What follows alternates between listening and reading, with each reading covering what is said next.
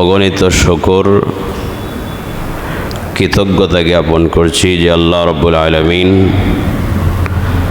আজকে পবিত্র জুমার দিনে জুমার নামাজ আদায় করার জন্যে যথাসময়ে মসজিদে আসার বসার সুস্থতার সঙ্গে তৌফিক এনায়েত করেছেন। সে রব্বে করিমের দরবারে শুকরিয়া জ্ঞাপন করছি বলে আলহামদুলিল্লাহ। জবান করলে সবাই পড়ে আলহামদুলিল্লাহ। পবিত্র কোরআনুল করিম সূরা বনি ইসরাইল 70 নম্বর আয়াতে কারিমা আপনাদের সামনে তেলাওয়াত করেছি। আজকে আলোচনার বিষয় হচ্ছে আশরাফুল মাখলুকাত, মানুষ। আমরা সবাই কি মানুষ? আল্লাহ রাব্বুল আলামিন অসংখ্য সৃষ্টিজীব রয়েছে পৃথিবীতে। প্রত্যেকটা সৃষ্টির ভিতরে আল্লাহ রাব্বুল আলামিন মানুষকে ঘোষণা দিয়েছেন আশরাফুল মাখলুকাত বলে, সৃষ্টির সেরা জীব, সৃষ্টির সেরা জীব। আল্লাহ রাব্বুল আলামিন আমাদেরকে কেন সৃষ্টির সেরা বানাইলেন? আমাদের কি এমন যোগ্যতা আছে, কি এমন স্পেশাল কোয়ালিটি আছে যে কারণে অনেক তাবৎ শক্তিশালী প্রাণীর উপরে আল্লাহ ক্ষুদ্র মানুষকে, আমরা কি খুব শক্তিশালী? নিতান্তই দুর্বল। এত শক্তিশালী বিশাল বিশাল প্রাণী থাকা সত্ত্বে আল্লাহ আমাদেরকে কেন আশরাফুল মাখলুকাত, সৃষ্টির সেরা জীব বলে ঘোষণা দিলেন? জানার দরকার আছে না নাই? যে আয়াত তেলাওয়াত করেছি, আল্লাহ বলেন ওয়ালাকাদ কাররামনা বনি আদম, আমি আল্লাহ বনি আদমকে, মানুষকে সম্মানিত করেছি। সুবহানাল্লাহর আস্তে। আমি সমস্ত সৃষ্টিজীবের উপর মানব জাতিকে, এখানে শুধু মুসলমান না, মানুষ, মানব জাতিকে সমস্ত সৃষ্টিজীবের উপর সম্মান দিয়েছি। ওয়া হামালনাহুম ফিল বাররি ওয়াল বাহর, এবং তারা চলাচলের জন্যে, মালামাল এক জায়গা থেকে আরেক জায়গায় নিয়ে যাওয়ার জন্যে আমি তাদেরকে জলে স্থলে বাহন দিয়েছি। কি দিয়েছি? বাহন দিয়েছি। এই যে যত গাড়ি দেখি, আগে ছিল ঘোড়া, উট, গাধা, বর্তমানে উন্নত হইতে হইতে একবারে প্লেন, বিমান পর্যন্ত। ঠিক না বলেন? আল্লাহ বলেন ওয়া হামালনাহুম ফিল বাররি ওয়াল বাহর, জলে স্থলে। স্থলভাগে কি আছে? হ্যাঁ, বিভিন্ন ধরনের গাড়ি।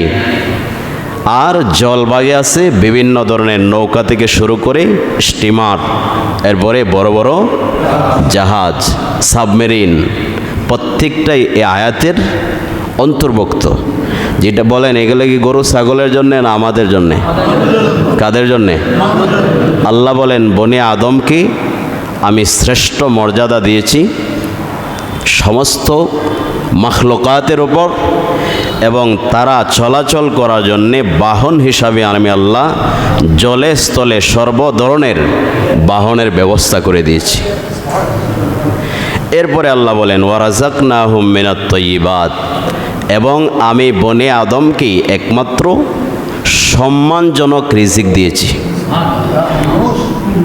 সম্মানজনক, আমি একমাত্র মানুষকে সম্মানজনক রিজিক দিয়েছি। ঠিক কিনা বলেন? মোরগে খায় মাটি থেকে, মাথাটা নুয়ে মাটি থেকে ঠক ঠক করে আদার খায়। পশু পাখি, গরু ছাগল যা কিছু আছে মাটির থেকে, ময়লা আবর্জনা থেকে খায়। ঠিক কিনা বলেন? আবার একই খাবার। কিন্তু মানুষকে আল্লাহ রাব্বুল আলামিন রং বেরঙের উন্নত খাবার দিয়েছেন, তাও মাথাটা নিচু করে নয়, সস্থানে বসে হাত দিয়েছেন, হাতের মাধ্যমে সসম্মানে খাবার গ্রহণ করে। ঠিক না বলেন? আল্লাহ বলেন ওয়ারাযাকনাহুম মিনাত তাইয়্যিবাত, আমি আল্লাহ রাব্বুল আলামিন সমস্ত সৃষ্টিজীবের উপর আমি একমাত্র মানব জাতিকে সম্মানজনক রিজিক দিয়েছি। এরপরে আল্লাহ বলেন ওয়াফাদ্দালনাহুম আলা কাসীরিম মিম্মান খালাকনা তাফদিলা। আমি আল্লাহ তো কয়েকটি বললাম, আমি আল্লাহ কয়েকটি উদাহরণ দিলাম। এভাবে করে আমি অনেক বিষয়ে মানব জাতিকে সমস্ত সৃষ্টির উপর সম্মানিত করেছি। ঠিক না বলেন? তো আমাদের কি এমন যোগ্যতা যে আল্লাহ রাব্বুল আলামিন বিশাল বিশাল প্রাণীর ভিতরে ক্ষুদ্র মানুষকে সম্মান দিলেন, আশরাফুল মাখলুকাত, সৃষ্টির সেরা জীব বলে ঘোষণা দিলেন? এর কারণ কি? এর কারণ কি? মানব জাতি কেন আশরাফুল মাখলুকাত, সৃষ্টির সেরা জীব? শ্রেষ্ঠত্বের কারণ যদি হয় যে মানুষ অনেক কিছু আবিষ্কার করতে পারে, অনেক কিছু আবিষ্কার করতে পারে, এই কারণে যদি মানুষকে আল্লাহ সম্মানের মর্যাদা দিয়ে থাকেন, তাহলে মৌমাছির দিকে তাকান। কিসের দিকে? মৌমাছি। আকারে খুব বড় না ছোট? কথা বলেন, বড় না ছোট? একদম ছোট। মৌমাছি এ সম্পর্কে বিখ্যাত প্রাণীবিজ্ঞানী আল্লামা ইমাম কাজবিনী রাহিমাহুল্লাহ তিনি লিখেছেন, মৌমাছির যে ঘর বানানোর পদ্ধতি, এটা একটা আবিষ্কার। যে ঘর বানানো দক্ষতা, এটা আজও পর্যন্ত পৃথিবীর বড় বড় ইঞ্জিনিয়ার পর্যন্ত মৌমাছির বাসার কাছে গিয়ে ফেল। কারণ মৌমাছি বাসা বানায়, তার বাসার ভিতরে হাজার হাজার কোটা থাকে না? হাজার হাজার। এবং আল্লামা ইমাম কাজবিনী রাহিমাহুল্লাহ বলেন, এই কোটাগুলা 6 কোণ বিশিষ্ট। কয় কোণ? 6 কোণ। দেখবেন 6 কোণা বিশিষ্ট। এবং তিনি বলেন, আপনি সারা পৃথিবীর মৌমাছির বাসা চেক করেন, কোনো বাসার মধ্যে আপনি 5 কোণ পাবেন না, 4 কোণা বিশিষ্ট পাবেন না। প্রত্যেকটি ঘর 6 কোণ বিশিষ্ট। এবং তিনি বলেন যে মৌমাছির কাছে তো কোনো স্কেল নাই, আছে? ফিতা আছে মাপের? কিচ্ছু নেই। এই যে শত শত হাজার হাজার ঘর কোটা বানায় 6 কোণা বিশিষ্ট, প্রত্যেকটা কোটা সমান, প্রত্যেকটা কোটা এক চুল পরিমাণ ব্যবধান নাই যে এক কোটা বড় আরেক কোটা ছোট, এক চুল পরিমাণ ব্যবধান নাই। প্রত্যেকটি ঘর 6 কোণ বিশিষ্ট হয় এবং প্রত্যেকটি ঘর মাপে এক। অথচ তার কাছে কোনো স্কেল আছে? মাপ যন্ত্র আছে? এই জ্ঞান মৌমাছির মাথাতে কে ঢুকিয়ে দিয়েছেন? জোরে বলেন, কে ঢুকিয়ে দিয়েছেন? এরপরে তিনি বলেন, মৌমাছির আরও আশ্চর্যজনক বিষয় হচ্ছে তাদের একজন রানী হয়। কি হয়? রানী। মৌমাছির একজন প্রধান থাকে, নারী, পুরুষ না। এই নারীর নেতৃত্বে এই ছাকের ভিতরে যদি 1000টা মৌমাছি থাকে, প্রত্যেকটা মৌমাছি ওই রানীর নির্দেশনার মাধ্যমে চলে। যদি কোনো মৌমাছি রানীর কথা না শুনে, রানী তাকে হত্যা করে। এই কারণে দেখবেন অনেক মৌচাকের নিচে অনেক মৌমাছি মরে থাকে। কেন? মৌমাছির যে রানী, তার নির্দেশনা লঙ্ঘন করার কারণে শাস্তিস্বরূপ রানী মৌমাছি তাদেরকে হত্যা করে। ডাইরেক্ট মৃত্যুদণ্ড। সুবহানাল্লাহ বলবেন না? ডাইরেক্ট মৃত্যুদণ্ড। এবং ওরা যে ফুল থেকে মধু সংগ্রহ করে, কোনো মৌমাছি যদি কোনো ভাইরাসজনিত কোনো দূষিত মধু আহরণ করে নিয়ে আসে, তারও শাস্তি হচ্ছে মৃত্যুদণ্ড। এই যে এক রানীর মাধ্যমে চলা, তার কথায় চলা, তার কথা অমান্য করলে মৃত্যুদণ্ডে দণ্ডিত হতে হয়, এটা অনেক সময় অনেক রাষ্ট্রে মুসলমানদের ভিতরেও যদিও আইন থাকে কাগজে কলমে, কিন্তু অনেক সময় শাস্তি দেওয়ার ক্ষেত্রে স্বজনপ্রীতি হয়। টাকার মাধ্যমে আইন গড়ে যায়, দণ্ডরহিত হয়ে যায়। কিন্তু মৌমাছি এমন একজন রানীর নেতৃত্বে চলে, এখানে কোনো ঘুষ চলে না, কোনো ধরনের আঘাত চলে না। মৌমাছির রানীর একক নেতৃত্বে যারাই অপরাধ করবে তাদেরকে মৃত্যুদণ্ড দেওয়া হয়। এই যে ঘর বানানো, মৌমাছি মধু আহরণ করা, প্রত্যেকটা বিষয়ে তার যে কারিগরি দক্ষতা, এটা আল্লামা ইমাম কাজবুনি আজাইবুল মখলুকাত নামক কিতাবে লিখেছেন। সারা পৃথিবীর তাবৎ বর্তমানে যত বড় বড় ইঞ্জিনিয়ার বিল্ডিং বানায়, যারা সরকারিভাবে স্বীকৃত, তারাও এই মৌমাছির ঘরের কাছে আসলে অবাক হয়ে যাবে। কারণ আমাদের একটা প্রাসাদ যদি তৈরি করতে হয়, হাজারবার মাপার পরেও স্কেল দিয়ে, ফিতা দিয়ে, বিভিন্ন যন্ত্র দিয়ে মাপার পরেও সমান হয় না, মাঝে মধ্যে ভুল হয়। কথা বলেন, ভুল হয় কি হয় না? তো তিনি চ্যালেঞ্জ দিয়ে বলেন, পৃথিবীর সমস্ত মানুষ যদি গবেষণা করে মৌমাছির 6 গুণ বিশিষ্ট একটি ঘরের ভিতরে এক চুল পরিমাণ কি নেই, বেশ কম নাই। সুবহানাল্লাহ। তাহলে দেখা গেল কারিগরির দিক থেকে, কোনো কিছু আবিষ্কার করার দিক থেকে, ঘর বাড়ি বানানোর ক্ষেত্রে মানুষের চাইতে মৌমাছির জ্ঞান, দক্ষতা অনেক বেশি। ঠিক না বলেন? তা যদি ঘর বাড়ি সুন্দরভাবে বানানোর কারণে এই যোগ্যতা আমাদের আছে, এই কারণে যদি আমাদেরকে আল্লাহ আশরাফুল মখলুকাত, সৃষ্টির সেরা জীব বানিয়ে থাকেন, তাহলে তো আমাদেরকে না বানিয়ে, কারণ আমাদের কাজে ভুল আছে, আমাদেরকে আশরাফুল মখলুকাত না বানিয়ে মৌমাছিকে বানানো দরকার ছিল। তাহলে বোঝা গেল কারিগরি দক্ষতার কারণে, কোনো কিছু আবিষ্কারের কারণে আল্লাহ আমাদেরকে আশরাফুল মখলুকাত হিসাবে ঘোষণা দেন নাই, সৃষ্টির সেরা জীব বানান নাই। কেন বানাইছেন? অন্য কারণ রয়েছে। ঠিক না বলেন? আরেকটা উদাহরণ যদি কি, আল্লাহ রাব্বুল আলামিন সূরা নাহালের 68-69 নম্বর আয়াতে বলেন, ইন্না ফি যালিকা লাআয়াতাল লিকাউমি ইয়াতাফাক্কারুন। মৌমাছির চাক, মৌমাছির মধু আহরণ, এই যে অবস্থা, এই জিনিসের মধ্যে জ্ঞানীদের জন্য জ্ঞান রয়েছে, জ্ঞানীদের জন্যে জ্ঞান রয়েছে। আরেকটি উদাহরণ দেখি, যে শ্রেষ্ঠত্বের কারণ যদি হয় কারিগরি দক্ষতা, তাহলে দেখেন আমাদের দেশে একটা পাখি আছে, বাবুই পাখি। কি পাখি? বাবুই পাখি। বাবুই পাখিতে ঘর বানায় দেখছেন। আল্লামা ইমাম কাজবিনী রাহিমাহুল্লাহ বলেছেন, সারা পৃথিবীর সমস্ত মানুষ যদি একত্রিত হয়ে যায়, বাবুই পাখির একটা ঘর বানাইতে পারবে না। পারবে? তিনি আরও বলেন, একজন জমিদারের ঘরের ভিতরে যা যা থাকে, একটা বাবুই পাখির বাসার ভিতরে এর চাইতে কম কিছু থাকে না। কিভাবে? বাবুই পাখি যে ঘর বানায়, শুধু একটা ঘর না, উপর দিক থেকে দেখা যায় একটা ঘর, তো এটার ভিতরে অনেকগুলা রুম, অনেকগুলা পার্টিশন থাকে। এবং বাবুই পাখির গাছে অনেক সময় সাপ হানা দেয়। কি হানা দেয়?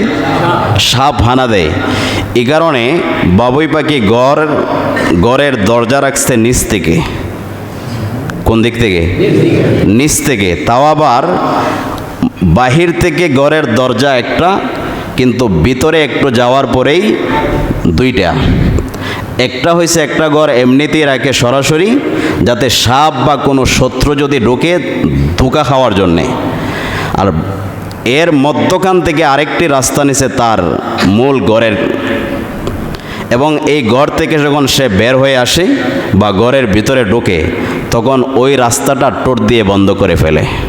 সাপ ঢুকুক অথবা বিচ্ছু ঢুকুক, যাই ঢুকুক, তখন আর মূল যে কামরা, এখানে যেতে পারবে না। এবং এর ভিতরে আরও কামরা থাকে, বাচ্চা প্রজননের জন্য একটা রুম, এবং বাবুই পাখি স্বামী স্ত্রী থাকার জন্য আলাদা রুম। সুবহানাল্লাহ বলবেন না?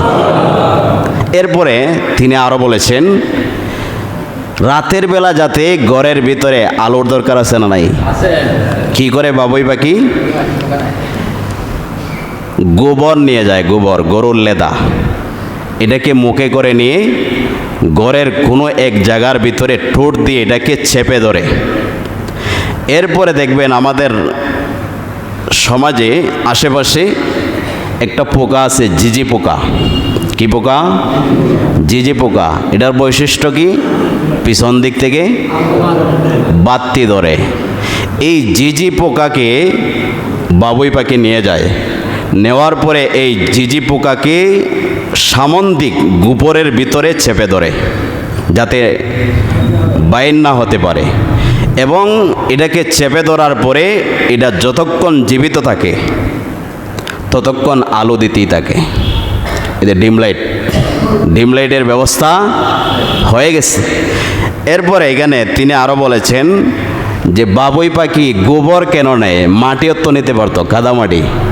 তিনি লিখেছেন কাদা মাটির মধ্যে যদি জিজি পোকাকে চেপে ধরে কয়েক মিনিটের মাথায় জিজি পোকা মারা যাবে। মারা যাওয়ার সাথে সাথে তার যে বাত্তি এটাও বন্ধ হয়ে যাবে। এই কারণে গোবর নিয়ে যায়। গোবরটা জিজি পোকার খাবার হিসাবে গ্রহণযোগ্য। জিজি পোকার এটার মধ্যে ঘাস থাকে, অনেক কিছু থাকে, বীজাণু থাকে। এই পানিটা খেয়ে দীর্ঘক্ষণ পর্যন্ত জিজি পোকা বেঁচে থাকতে পারে। বলেন এই জ্ঞান ছোট্ট বাবুই পাখিকে কে দিয়েছে? এই যে কারিগরি দক্ষতা, কোনো কিছু আবিষ্কার করার কারণে যদি আল্লাহ রাব্বুল আলামিন মানুষকে আশরাফুল মাখলুকাত, সৃষ্টির সেরা জীব হিসাবে ঘোষণা দিয়ে থাকেন, তাহলে আমাদের চাইতে কারিগরি দক্ষতা বাবুই পাখির কম না বেশি? অনেক বেশি।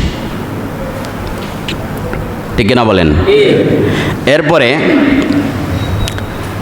শ্রেষ্ঠত্বের কারণ যদি হয় চিকিৎসা বিজ্ঞানে পারদর্শিতা, তাহলে পৃথিবীতে এমন অনেক প্রাণী আছে যাদের চিকিৎসা জ্ঞান মানুষের চাইতে অনেক বেশি, মানুষের চাইতে অনেক বেশি। আজকে এত বছর পরে, হাজার হাজার বছর পরে বর্তমানে চিকিৎসা বিজ্ঞান অনেক উপরে। কিন্তু পৃথিবীতে এমন অনেক প্রাণী আছে যারা অনেক আগে থেকেই তাদের শরীরের সুস্থতার জন্যে তারা এমন এমন পদ্ধতি অবলম্বন করেছে যেটা মানুষকে অবাক করেছে। ঠিক না বলেন? দেখবেন সাপ এবং বেজির লড়াই হয়। কি হয়? সাপ এবং, দেখছেন না? সাপ যখন বেজিকে আক্রমণ করে, বিষ চারে, তখন বিষের তীব্রতা কমানোর কারণে দেখবেন বেজি জঙ্গলে চলে যায়। যাওয়ার পর একটা গাছের জড় কামড় দিয়ে নিয়ে আসে। এই গাছের জড় যতক্ষণ কামড় দিয়ে রাখবে বেজি, সাথে সাথে তার শরীরের সাপের সমস্ত বিষ নেমে যায়। বলেন সে কি কোনো এই মেডিকেল সায়েন্স নিয়ে লেখাপড়া করছে? কোনো স্কুল কলেজে লেখাপড়া করছে? এই মেধা, এই যোগ্যতা তার মেধার ভিতরে কে ঢুকিয়ে দিয়েছে? জোরে বলেন। এরপরে হুকুক এবং ফারাইজ নামক একটি কিতাব। এই কিতাবে উল্লেখ আছে পাকিস্তানের পেশোয়ারের একটি ঘটনা। পাকিস্তানের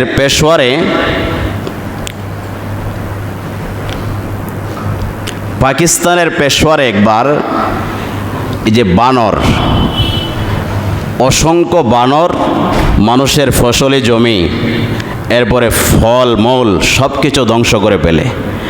একদিন রাগান্বিত হয়ে একজন কৃষক, তার যখন এভাবে ফসলে জমি নষ্ট করে দিচ্ছে, ফল মূল ধ্বংস করে দিচ্ছে, সে রাগান্বিত হয়ে সিদ্ধান্ত নিচ্ছে যে সমস্ত বানরকে বিষ খাইয়ে হত্যা করবে।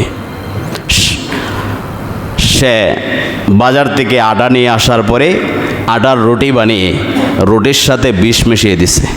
গরম গরম রুটি নিয়ে পরের দিন সকালবেলা ঘরের ছাদে রাখছে, যেখানে একটু পরেই বানর আসবে। উদ্দেশ্য কি? সমস্ত বানরকে মেরে ফেলবে। সে রেখে আসার পরে সে দূর থেকে সমস্ত জিনিস দেখার জন্য এক জায়গায় বসে আছে। কিছুক্ষণ পরেই দেখা গেল শত শত বানর এসে উপস্থিত। সমস্ত বানর যখন দেখছে রুটিগুলা প্রস্তুত, গরম রুটি, তারা সবাই ছাক বেঁধে বসে গেছে। বসে যাওয়ার পরে বানররা পরস্পরে কি যেন কথা বলছে। কথা বলার পরে একজনও রুটিতে টাচ করে নাই। রুটিতে টাচ না করে সমস্ত বানর জঙ্গলে চলে গেছে। জঙ্গলে যাওয়ার 5-7 মিনিট পরেই বানরগুলো আবার ফিরে আসছে, তবে খালি হাতে না। এদের প্রত্যেকের হাতে পাতা বিশিষ্ট গাছ। ওই যে লোকটা বিষ দিয়েছিল রুটিতে মাখিয়ে, এই লোকটা অবাক দৃশ্যে এই বিষয়গুলো দেখতে লাগলো। এক একটা বানর রুটি ছিঁড়ে এবং আনিত গাছের এক টুকরা পাতা দিয়ে মেখে রুটিটা খেয়ে ফেলছে। এভাবে সমস্ত বানর এক টুকরা রুটি খায়, এক টুকরা পাতা খায়। এভাবে খেতে খেতে সমস্ত রুটি খেয়ে ফেলছে, একটি বানরের সামান্য পেট ব্যথা হয় নাই। বলেন বিষ গেল কোথায়? কথা বলেন বিষ গেল কোথায়? এই যে আল্লাহ রাব্বুল আলামিন তাদের মেধার ভিতরে এই যোগ্যতা দিয়েছেন, এবং এই রুটির ভিতরে আমরা অনেক মানুষ আজকে যদি আমাদের সামনে খাবার প্রস্তুত করা হয়, এই খাবারে বিষ আছে কি না জানার কোনো মাধ্যম আছে? বানর জানো কেমনে? এরপরে ওই গাছের পাতার সাথে রুটি মেখে খেলে যে বিষক্রিয়া হবে না, এই জ্ঞান পেল কোথায়? তো বলেন এই বিষয়ে আমরা জানবো না এই রুটির ভিতরে বিষ আছে কিনা, ঠিক না বলেন? কিন্তু একটা বানরের সেই জ্ঞান আছে না নাই? তো এই চিকিৎসা বিজ্ঞানে যদি উন্নত করার কারণে মানুষ আশরাফুল মাখলুকাত হয়, তাহলে বানর আমাদের চাইতে আশরাফুল মাখলুকাত হওয়ার কথা। কিন্তু বানরকে আল্লাহ আশরাফুল মাখলুকাত বানান নাই, অথচ তাদের বডি ফিটনেস মোটামুটি আমাদের কাছাকাছি, ঠিক না বলেন? তো তাদেরকে আল্লাহ আশরাফুল মাখলুকাত সৃষ্টির সেরা জীব না বানিয়ে আমাদেরকে বানাইলেন কেন? আশরাফুল মাখলুকাত সৃষ্টির সেরা জীব এটা যদি হয় এই কারণে যে মানুষ শূন্যে উড়তে পারে, বিমানের মাধ্যমে, প্লেনের মাধ্যমে, এরপরে রকেটের মাধ্যমে, এই কারণে, তাহলে আমরা প্রত্যেক দিন দেখি শত শত পাখি, ঈগল, বাজ পাখি শূন্যে উড়ে বেড়ায়। তাও একটা বিমান চালাইতে গেলে অসংখ্য ফুয়েলের প্রয়োজন হয়। একটা ঈগল পাখি ঘন্টার পর ঘন্টা কোনো ফুয়েল ছাড়া, জ্বালানি ছাড়া ঘন্টার পর ঘন্টা ঘুরতে পারে। তাহলে দেখা যায় আমাদের আবিষ্কার এর চাইতে প্রাণীদের আবিষ্কার অনেক উপরে, ঠিক না বলেন? যদি আমরা এই কারণে আশরাফুল মাখলুকাত হয়ে থাকি যে আমরা প্রাণীর নিচে আমরা কি করতে পারি? বিচরণ করতে পারি বিভিন্ন জাহাজে, সাবমেরিনে। তাহলে দেখেন বিশাল বিশাল তিমি মাছ ঘন্টার পর ঘন্টা পানির নিচে সাবমেরিনের মতো চলতে পারে, কোনো ফুয়েল ছাড়া, জ্বালানি ছাড়া, ঠিক কিনা বলেন? এভাবে যদি আমি এক একটা উদাহরণ দিই তাহলে অসংখ্য উদাহরণ দেওয়া যাবে। যদি আমরা মনে করি যে আমরা শক্তিশালী, আমাদের মনোবল বেশি, আমাদের শরীরে শক্তি বেশি, এই কারণে আল্লাহ আমাদেরকে আশরাফুল মাখলুকাত বানাইছেন, তাহলে জঙ্গলের রয়্যাল বেঙ্গল টাইগার, সিংহ, এদের শক্তি আমাদের চাইতে কম না বেশি? অনেক বেশি। অসংখ্য উদাহরণ দেওয়া যাবে। এবার আসেন মূল আলোচনায়। আল্লাহ কোন কারণে আফ্রিকার জঙ্গলের বিশাল হাতিকে বাদ দিয়ে ক্ষুদ্র মানুষকে আশরাফুল মাখলুকাত সৃষ্টির সেরা জীব বানাইলেন? কোন কারণে? এর এক নম্বর কারণ, যদিও মানুষ ক্ষুদ্র, শক্তি কম, দুর্বল, কিন্তু মানুষের ভিতরে আল্লাহ রাব্বুল আলামিন বিবেক দিয়েছেন। কি দিয়েছেন? কথা বলেন, কি দিয়েছেন? বিবেক দিয়েছেন। হাতি বিশাল প্রাণী হলেও তার ভিতরে বিবেক নাই। কি নাই? সিংহ শক্তিশালী হলেও তার ভিতরে বিবেক নাই, ঠিক কিনা বলেন? হ্যাঁ, বাবুই পাখি, মৌমাছি, এরা কারিগরি দক্ষতা আমাদের চাইতে বেশি জানে, কিন্তু তাদের ভিতরে কি নাই? বিবেক নাই। এই বিবেকের মাধ্যমে মানুষ দুইটি জিনিস অর্জন করছে। কয়টি জিনিস? দুইটি জিনিস। এক নম্বরে ঈমান। এক নম্বরে ঈমান। বিবেক খাটিয়ে মানুষ এক নম্বরে গ্রহণ করছে ঈমান, দুই নম্বরে গ্রহণ করছে এলেম। দুই নম্বরে এলেম, জ্ঞান। এই দুই কারণে আল্লাহ রাব্বুল আলামিন মানুষকে সৃষ্টির সেরা জীব, আশরাফুল মাখলুকাত হিসাবে ঘোষণা করেছেন। আল্লাহ বলেন, ইয়ারফাইল্লাহুল্লাযীনা আমানু মিনকুম ওয়াল্লাযীনা উতুল ইলমা দারাজাত। আমি অসংখ্য আমি সৃষ্টি করেছি, কিন্তু যাদের ভিতরে ঈমান আছে, যাদের ভিতরে এলেম আছে, জ্ঞান আছে, বিবেক আছে, আমি আল্লাহ এদের মর্যাদা সবার উপরে সমন্বিত করেছি। সুবহানাল্লাহ বলেন। কয় কারণে? দুটি কারণে, ঈমান, এলেম, বিবেক। ঠিক কিনা বলেন? আল্লাহ বলেন আমি এই দুই কারণে অসংখ্য প্রাণী জীবের উপরে আমি মানুষকে সবার উপরে শ্রেষ্ঠ মর্যাদা দান করেছি। কিন্তু আমাদের সমাজে এমন অনেক মানুষ আছে যাদের ভিতরে ঈমান নাই। কি নাই? ঈমান নাই। বা ঈমান থাকলেও আমাদের সমাজে অনেক মানুষ আছে বিবেক নাই, এমন কাজ করে বিবেকহীন। কিহীন? কাণ্ড জ্ঞানহীন।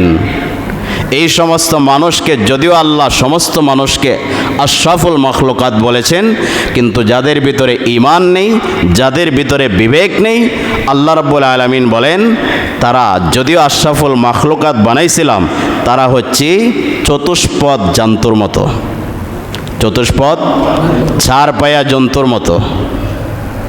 ঠিক না বলেন? আল্লাহ রাব্বুল আলামিন এক আয়াতে বলেন লাহুম কুলুবুল লা ইয়াফকাহুনা বিহা ওয়া লাহুম আ'য়ুনুল লা ইউবসিরুনা বিহা ওয়া লাহুম আযানুন লা ইয়াসমাউনা বিহা উলাইকা কাল আনআম বাল হুম আদাল উলাইকা হুমুল গাফিলুন। আমি পৃথিবীর অনেক মানুষকে বিবেক দিছি, কলব দিছি, হৃদয় দিছি। কি দিছি? আছে না নাই? সবার হৃদয় আছে না নাই? আল্লাহ বলেন প্রত্যেক মানুষকে আমি বিবেক দিছি, কলব দিছি, লা ইয়াফকাহুনা বিহা, তারা তাদের বিবেক খাটিয়ে কাজ করে না। অনেক মানুষ বিবেক তো দিছে ঠিক, কিন্তু তারা বিবেক খাটিয়ে কাজ করে না। ওয়ালাহুম আ'য়ুনুল লা ইউবসিরুনা বিহা, আমি প্রত্যেক মানুষকে দুটি চক্ষু দিছি। কি দিছি? চক্ষু দিছি, কিন্তু অনেক মানুষ আছে এই চক্ষুকে ভালো কাজে ব্যবহার করে না। ওয়ালাহুম আযানুন লা ইয়াসমাউনা বিহা, আমি মানুষকে দুটি কান দিয়েছি, কর্ণকুহর দিয়েছি, যাতে করে ভালো জিনিস শুনতে পারে, কিন্তু অনেক মানুষ এই কান পেয়েও তারা শুনে না। বদির আছে না নাই? আল্লাহ রাব্বুল আলামিন বলেন উলাইকা কাল আনআম, এরা হচ্ছে চার পায়া জানোয়ারের মতো। কলব আছে ঠিক, হৃদয় আছে ঠিক, বিবেক নাই। চক্ষু আছে ঠিক, কিন্তু ভালো জিনিস দেখে না। কান আছে ঠিক, ভালো কথা শুনে না। এমন মানুষ আছে না নাই? আল্লাহর ভাষায় আমি বলছি না, আল্লাহ বলছেন উলাইকা কাল আনআম, তারা হচ্ছে চার পায়া জানোয়ারের মতো। গরুর চার পা, ছাগলের চার পা, কুকুরের চার পা। আল্লাহর ভাষায় তাদেরকে যদিও আমি আল্লাহ আশরাফুল মাখলুকাত, সৃষ্টির সেরা জীব বলে ঘোষণা দিয়েছিলাম, তাদেরকে বিবেক দিয়েছিলাম, তারা যেহেতু বিবেক খাটিয়ে চলে না, তারা যেহেতু ভালো জিনিস দেখে না, ভালো জিনিস শোনে না, আল্লাহ রাব্বুল আলামিন ঘোষণা দেন তাদের মধ্যে এবং কুকুরের মধ্যে, গরু ছাগলের মধ্যে কোনো পার্থক্য নেই। যদিও মানুষ আল্লাহ এর পরের অংশে বলেন বাল হুম আদাল, না, চার পায়া জানোয়ারের মতো না, চার পায়া জানোয়ারের চাইতে আরো নিকৃষ্ট। চার পায়া জানোয়ারের চাইতে আরো নিকৃষ্ট। কেন? কারণ চার পায়া জানোয়ার, একটা কুত্তা, তার কোনো দাম নাই সমাজে, কিন্তু সে মৃত্যুর পরে জাহান্নামের মতো নিকৃষ্ট জাহান্নামে যাবে না। কিন্তু একজন মানুষকে আমি সম্মানিত করে বানিয়েছি। লাকাদ খালাকনাল ইনসানা ফি আহসানি তাকীম, অত্যন্ত সুন্দর অবয়বে আমি মানুষকে বানাইলাম। ওয়ালাকাদ কাররামনা বানি আদম, বনি আদমকে আমি সম্মানিত করেছি জলে, স্থলে, পৃথিবীতে, আখিরাতে, সব জায়গায়। কিন্তু যেই মানুষগুলা বিবেক খাটিয়ে চলবে না, আল্লাহ বলেন বালহুম আদাল, তারা চতুষ্পদ জানোয়ারের চাইতে আরো নিকৃষ্ট। কারণ জানোয়ার কোনোদিন জাহান্নামে যাবে না। তুমি বনি আদম সম্মানিত হওয়ার পরে তুমি যদি তোমার সম্মান ধরে না রাখতে পারো, তোমাকে নিকৃষ্ট জাহান্নামে যেতে হবে। ঠিক না বলেন? বাইজিদ বুস্তামি রাহিমাহুল্লাহ রাস্তা দিয়ে হাঁটতেছেন, সামনে কিছু দূর যাওয়ার পরে দেখলেন একটা ক্ষেতের লাইল, লাইলটা সরু, একদম চিকন, একজনে যেতে পারবে, ক্রস করার কোনো ব্যবস্থা নেই। কিছু দূর যাওয়ার পরে দেখলেন একটা কুকুর, কিন্তু কুকুরের স্বভাব আমাদের সামনে যদি পড়ে কুকুর কি করবে? কাদামাটিতে নেমে যাবে। কিন্তু এই কুকুর শটান হয়ে দাঁড়িয়ে আছে।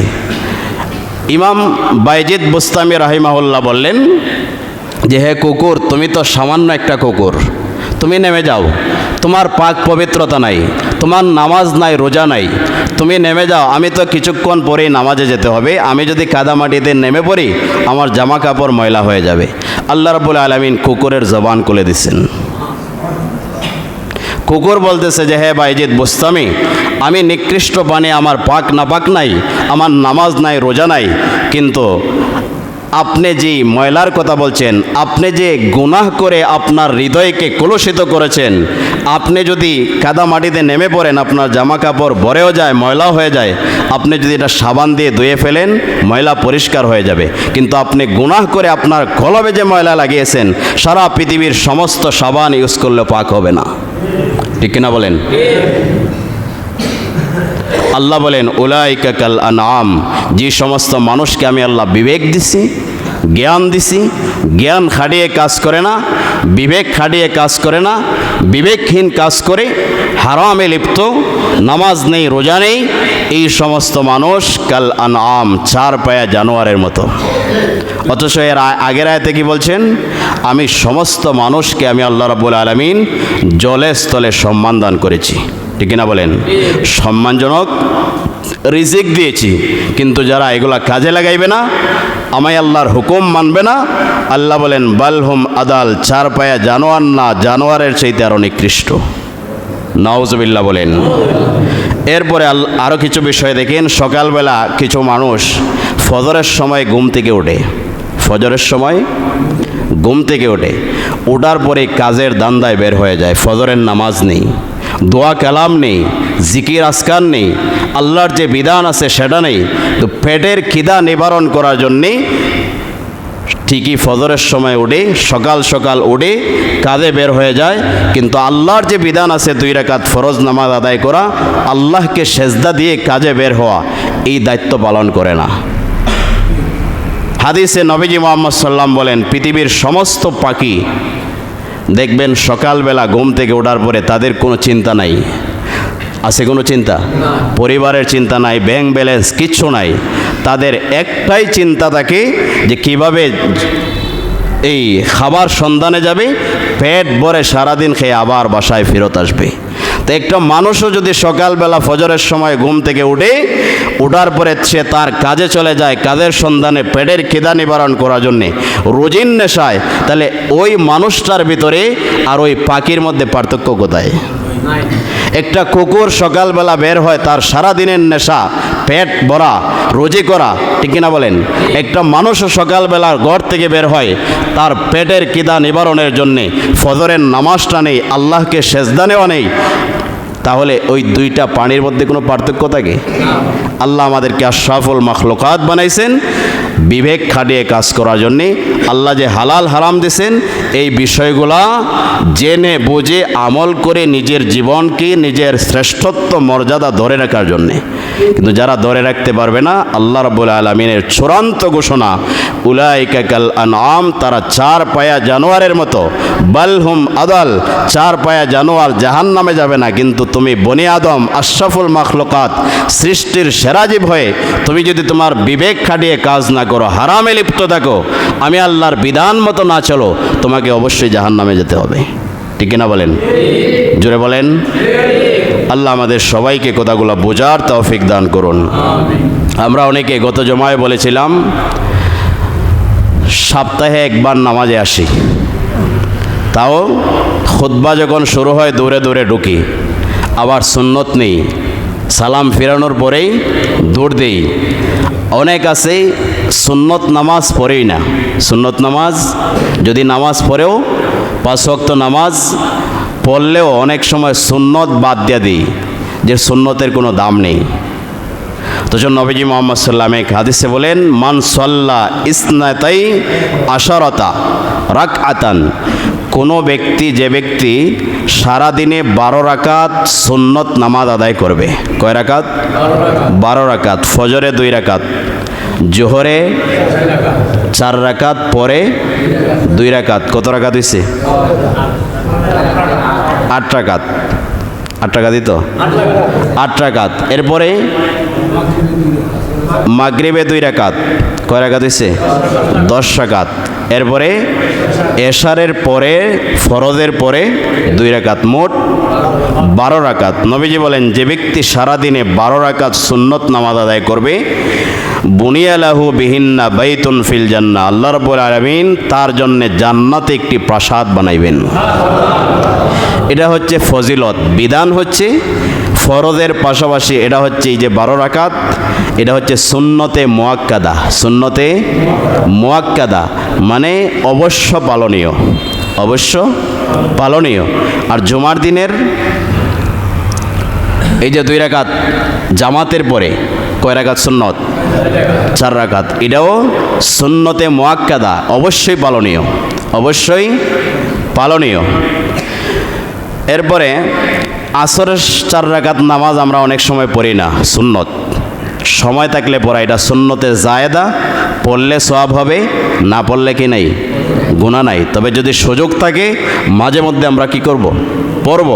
নবীজি বলেছেন, রাহিমাল্লাহু ইমরান সাল্লা ক্বাবলাল আসরি আরবান, আল্লাহ ওই ব্যক্তির উপর রহম করুন যে ব্যক্তি আসরের আগে 4 রাকাত নামাজ আদায় করে। এটার বিধান কি? পড়াটা জরুরি না, কিন্তু পড়লে কি আছে? সওয়াব আছে। এরপরে আমরা অনেকে বিতিরের নামাজ এশারের সময় অনেকে 1 রাকাত পড়ে। কয় রাকাত? 1 রাকাত। অনেকে পড়েই না, অথচ এটা কি ফেলে দেওয়ার বিষয়? বিতির, নবীজি মুহাম্মদ সাল্লাম বলেছেন, আল উইত্রু হাক্কুন, বিতির নামাজ হক, বিতির নামাজ হক। এরপরে বলেন, লাম ইউতির ফামাল্লাম ইউতির ফালাইসা মিন্না, যে ব্যক্তি বিতির পড়ে না সে আমার উম্মতির অন্তর্ভুক্ত না। যে ব্যক্তি বিতির পড়ে না সে আমার উম্মতেরই অন্তর্ভুক্ত না। জন্য বিতির পর্ব তো ইনশাল্লাহ। আর বিতির নামাজ কোনো 1 রাকাত নাই, 3 রাকাত। কয় রাকাত? 3 রাকাত। এই বিভ্রান্তি থেকে আমরা বের হয়ে আসব। এরপরে জুমার দিন অনেক মানুষ আছে বলছি আমরা সপ্তাহে 1 দিন পড়ি, অনেক আছে জুমার দিনেও জুমা পড়ে না, জুমার দিনে জুমার নামাজও পড়ে না। আছে না নাই? সবাই যদি আসতো জায়গা হইতো মসজিদে, এর মানে অনেকে আসে নাই। নবীজি মুহাম্মদ সাল্লাম বলেছেন, মান তারাকাল জুমাতা মিন গায়রি যরুরাতিন, কোনো মানুষ যদি জুমার নামাজ ছেড়ে দেয় কোনো উজর ছাড়া, কোনো উজর ছাড়া। উজর কি? মারাত্মক অসুস্থতা। উজর কি? সফরে বের হওয়া। 2টি উজর, অসুস্থতা, এরপরে সফরে থাকা। যে ব্যক্তি জুমার নামাজ ছেড়ে দিবে উজর ছাড়া, কুতিবা মুনাফিকান ফি কিতাবিন লা ইউমহা ওয়ালা ইউবাদ্দাল, আল্লাহ রাব্বুল আলামিনের কাছে যে কিতাব আছে সংরক্ষিত, যেটা কখনো পরিবর্তন হবে না, এই কিতাবের ভিতরে ওই ব্যক্তিকে মুনাফিক হিসাবে স্বীকৃতি দেওয়া হয়। আবার বলি, যে ব্যক্তি জুমার নামাজ ছেড়ে দেয় কোনো উজর ছাড়া, আল্লাহ রাব্বুল আলামিনের কাছে যে সংরক্ষিত কিতাব আছে পৃথিবীর সমস্ত মানুষের হিসাব, যেটা কোনো পরিবর্তন হবে না, পরিবর্তন হবে না, এই কিতাবের মধ্যে ওই ব্যক্তিকে মুমিন হিসাবে লেখা হয় না মুনাফিক হিসাবে? এজন্য জুমার নামাজ ছেড়ে দেব আমরা অবশ্যই জুমার নামাজ আদায় করব। আল্লাহ আমাদের সবাইকে কথাগুলো বোঝার, আমল করার তৌফিক দান করুন। আমিন। ওয়া আখিরু দাওয়ানা আলহামদুলিল্লাহি রাব্বিল আলামিন।